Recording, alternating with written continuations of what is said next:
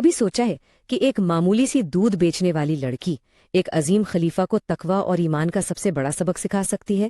جی ہاں، حضرت عمر فاروق رضی اللہ تعالیٰ عنہ کے دور کا یہ واقعہ صرف ایک کہانی نہیں ہے، یہ ایمان کی طاقت کی ایک زندہ مثال ہے۔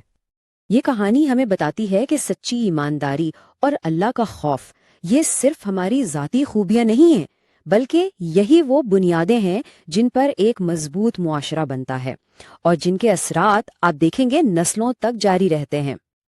تو آئیے تھوڑا وقت میں پیچھے چلتے ہیں۔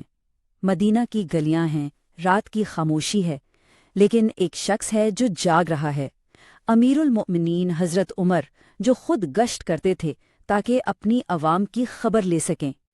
ایسی ہی ایک رات جب ہر طرف سکون تھا، ایک چھوٹے سے گھر سے آتی کچھ سرگوشیوں نے ان کے قدم روک لیے۔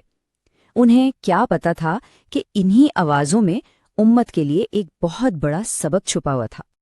جب وہ تھوڑا اور قریب ہوئے تو انہیں ایک ماں اور بیٹی کی گفتگو سنائی دی۔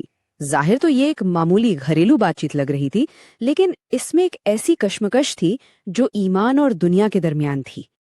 ماں نے اپنی بیٹی سے کہا، بیٹی، دودھ میں تھوڑا سا پانی ملا دو، اس سے ہمارا منافع بڑھ جائے گا۔ دیکھا جائے تو ایک عام سی لالچ تھی، لیکن اس کے پیچھے ایک بہت بڑا امتحان تھا۔ لیکن بیٹی نے فوراً جواب دیا، امی یہ غلط ہے، امیر المؤمنین نے اس کام سے منع کیا ہے۔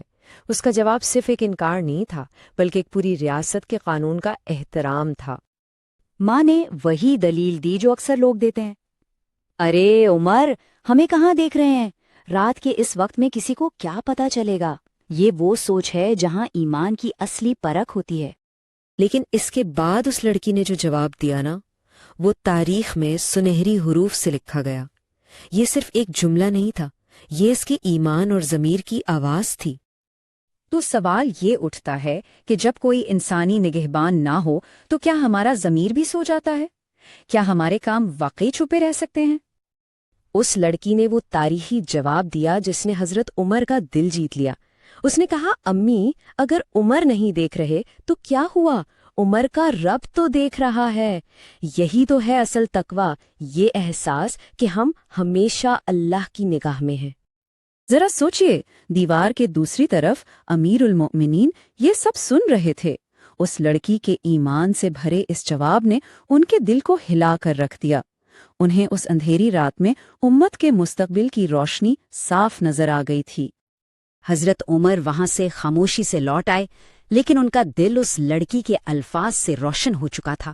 انہیں احساس ہو گیا تھا کہ ان کی ریاست کی اصلی طاقت اس لڑکی جیسے ایماندار شہری ہیں۔ اگلی ہی صبح انہوں نے اپنے بیٹوں کو جمع کیا اور فرمایا، اس لڑکی سے نکاح کر لو جس نے رات کو خلیفے کے ڈر سے نہیں بلکہ اللہ کے ڈر سے خود کو گناہ سے بچایا۔ ایمانداری کو اس سے بڑا خراج تحسین اور کیا مل سکتا تھا؟ اور پھر تاریخ نے دیکھا کہ اس ایک نیک عمل کا صلہ کیا ملا۔ اس لڑکی سے حضرت عمر کے بیٹے کی شادی ہوئی اور انہی کی نسل سے وہ عظیم خلیفہ پیدا ہوئے جنہیں عمر ثانی یعنی دوسرا عمر کہا جاتا ہے، حضرت عمر بن عبدالعزیز رحمہ اللہ، جن کے انصاف کے قصے آج بھی مشہور ہیں۔ تو اس پوری کہانی میں ہمارے لیے کیا سبق ہے؟ آئیے ان نکات پر غور کرتے ہیں جو ہر دور اور ہر انسان کے لیے ایک روشنی کی طرح ہیں۔ سب سے پہلا سبق، اصلی ایمان تنہائی میں پرکھا جاتا ہے۔ دوسرا سبق، ایمانداری صرف ایک خوبی نہیں بلکہ ایک بہت بڑی قوت ہے۔ اور تیسرا اور سب سے اہم سبق، ایک نیک عمل کی برکت نسلوں تک سفر کرتی ہے۔ یہ کہانی ہم سے ایک سوال کرتی ہے، ہمارا وہ کون سا چھوٹا سا نیک عمل ہوگا جو آنے والی نسلوں کے لیے برکت کا ذریعہ بن سکتا ہے؟ وہ کون سا فیصلہ ہوگا جو ہماری ذات سے شروع ہو کر ایک پوری بھلائی کی زنجیر قائم کر دے؟